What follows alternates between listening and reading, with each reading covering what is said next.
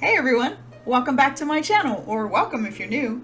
I'm Amy, and today we're making something a little different, but don't let that fool you. It's still warm and delicious, and it has bacon. So let's make some wafu, or Japanese style spaghetti with mushrooms and bacon in a lovely soy butter sauce. It's way less complicated than it sounds, so let's get cooking.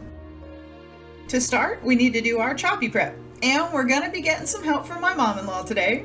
We need 1 pound of mushrooms, and these can be one kind, like the cremini, anyway, mushrooms we're using here, or an assortment, which could give this some really cool flavor profiles if you do a mushroom mix and match.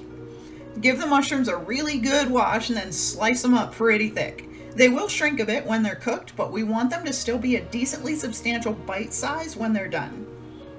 When those are done, we also need to slice up 4 green onions and separate the white part and the green parts of the onion into 2 bowls.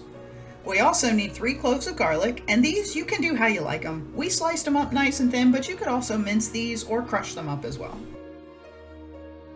Now to the stove, and we have 2 things to get going over here. First, put a pot of salted water on to boil. We need 1 pound of spaghetti. On average, this is 1 box. Cook this until your desired doneness or to the box instructions. When the spaghetti's done, drain it and then put it right back into the pot for later. While the pasta's doing its thing, add 4 to 5 slices of bacon to a large skillet. You can slice them up like this beforehand, or you can slice or crumble them afterward, but either way, we need to cook the bacon over medium heat until it's nice and crispy and render out that lovely bacon grease. When the bacon's crispy, remove it from the pan, but keep the grease. Now you can use tongs for this, or a slotted spoon will work just fine. Put them on a rack or some paper towels or something to soak up or drain away the excess grease. Now, add all those lovely sliced mushrooms to the pan and then pop a lid on it. Let the mushrooms cook like this until they release their moisture, which should be about 5 minutes. Stir them about halfway through just to keep them moving around a bit. Then remove the lid, and now let them cook with the lid off until that liquid cooks off almost entirely, which should be about another 5 minutes. When the liquid's almost gone, add the white part of the green onions as well as the garlic, and cook this, stirring it constantly to keep the garlic from burning for about 30 seconds or until the garlic gets really fragrant. Add in 3 tablespoons of butter, and it's very important that the butter is unsalted. Stir this until the butter melts, and then add in 3 tablespoons of soy sauce, and I am actually using low sodium soy sauce here. The last addition is the weird one, and that is dashi powder.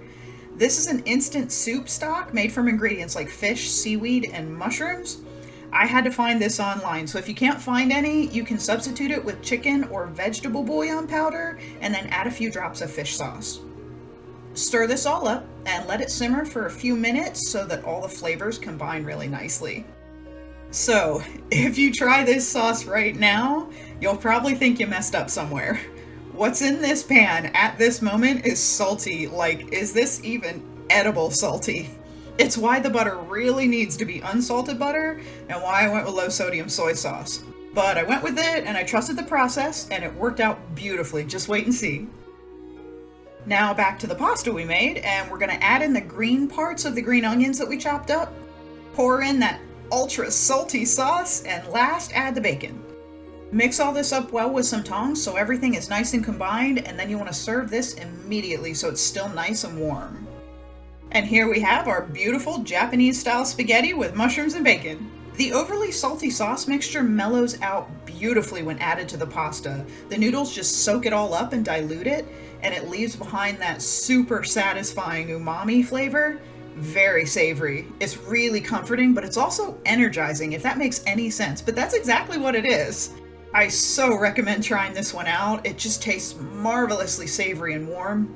You could even add additional broth and change the noodles out for ramen or udon and make it more of a soup as well. Both would be amazing. Thank you so much for watching my video. Please like and subscribe and leave me a comment. It does a world of good for my channel, and I really love reading and responding to comments. Come and hang out with me on Wednesday for the first episode of our December Christmas recipes, because I'll be sharing some delightful holiday treats.